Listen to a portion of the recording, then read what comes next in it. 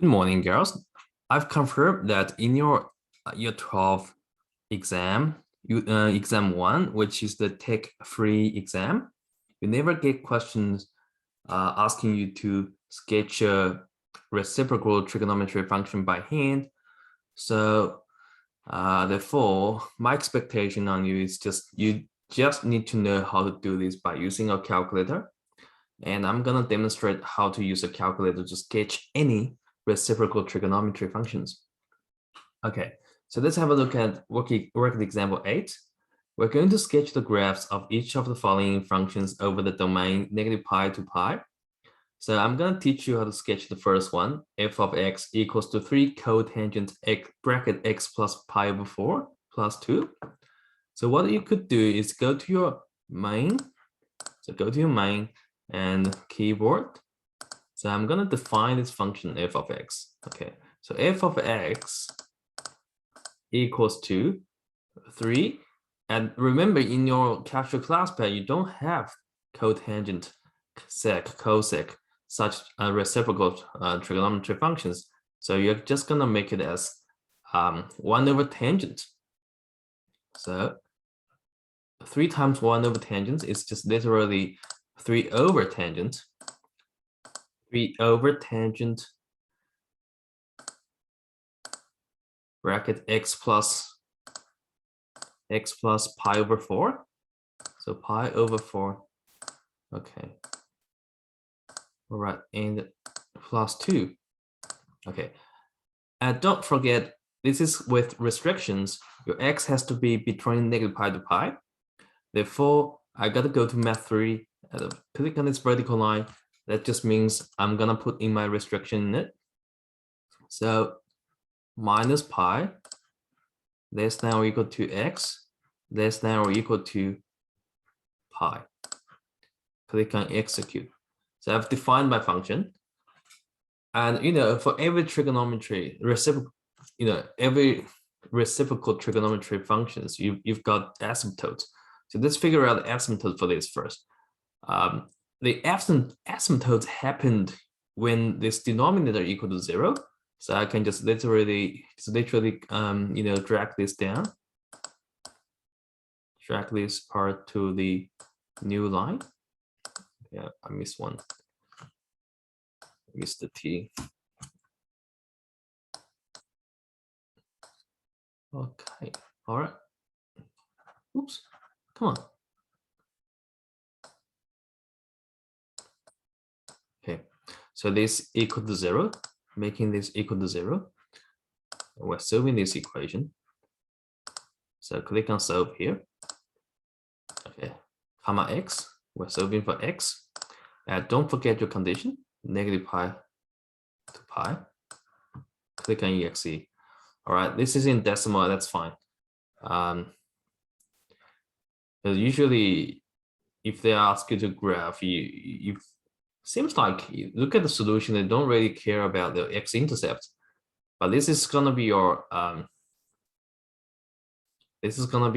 asymptote. All right, let's make it in the standard. Let's see how it looks like. Yeah, so that's your asymptote 1, -pi over 4. All right, and that's your second asymptote, 3 pi over 4. Okay, we've got our asymptotes, and we're going to graph a table, and it's going to graph it. So your y1 keyboard is equal to f of x. So f of x has been defined from your main, but it could be transferred to this graph function as well. Click on it. Here we go. That's our graph for 3 cotangent x plus pi over 4 plus 2. And therefore, given that you can have your asymptotes drawn, and then you have these 3 sections. And let's zoom in a little bit.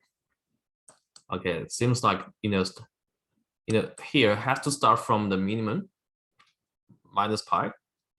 So this is pi, negative pi. I mean, negative pi. And that's positive pi. Ended with positive pi. And you can analyze to get root. But of course, this will not give you the exact one. you can analyze the y-intercept as well. 0,5. This is exact because it's just, it's just integer.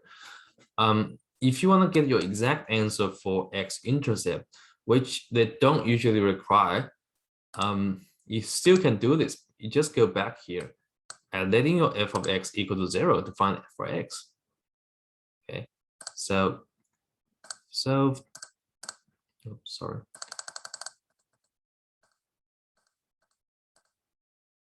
Okay, so you're letting your f of x equal to 0. So for x, invalid. What's going on here?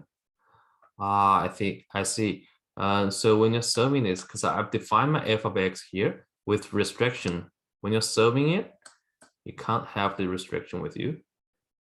So let me drag it down. Delete my f of x. Just because my f of x involves restrictions, I need to put my restriction in the end. That's the difference. Okay, here's my restriction. All right, and click on exe. All right, so that's your standard. Clearly, it's not ideal. It's got tangent inverse. Okay, but if you turn it into decimal, yeah, that's the value you got from your graph as well. Negative 1.77. I think from here it's gone. Let me do it again. Analysis, G-sub, root. Yeah, negative 1.77. Okay, you can just rate it straight away from the graph. All right.